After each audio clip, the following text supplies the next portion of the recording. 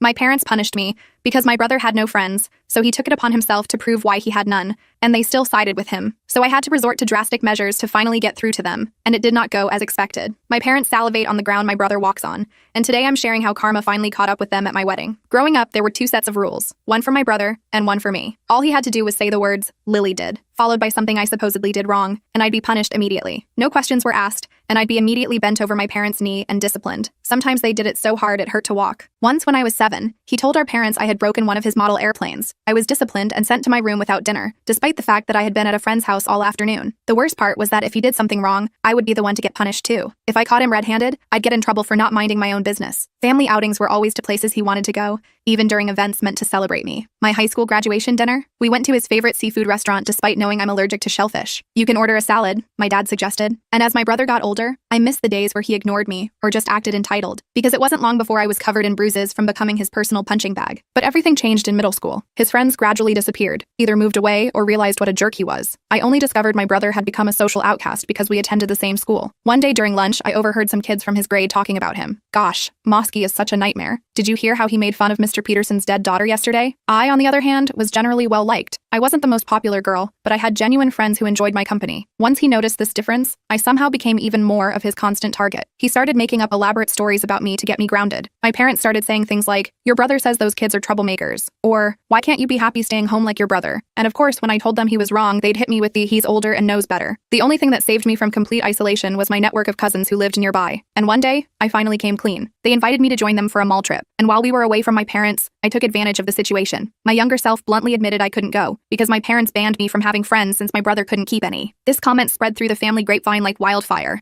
and apparently, my aunts and uncles confronted my parents about it later. "Is it true you're punishing Lily because Mosky doesn't have friends?" my Aunt Sarah asked my mother. I got punished for lying and grounded for weeks, but after that, something shifted. My parents eased up slightly on the restrictions, but the damage to their perfect family image couldn't be reversed. And because everyone now knew about my brother's social failures, he switched schools. My parents immediately agreed despite the higher tuition and longer commute, but still, he never forgave me for exposing him. If anything, his mistreatment intensified. But it wasn't just him anymore. Him and his new friends would come over and bully me together. They'd make comments about my appearance, hide my belongings, or deliberately exclude me from conversations. Once they even put salt in my water glass and laughed hysterically when I spit it out. My mom just smiled indulgently, saying, "Boys will be boys, sweetie. They're just having fun." My cousins became my closest allies, because my parents treated them 100 times better than me. My cousin Jocelyn especially became like the sister I never had. Her house was the only place I could experience what a normal family dynamic felt like. Pretty much everything stayed the same for a while after that, until I turned 16 and got my first boyfriend, because for some reason my parents insisted on meeting him, despite my reluctance. "We have to make sure he's good enough for our little girl," my dad said. And maybe in a world where I actually believed he cared, this would be touching. But my boyfriend wanted to meet them.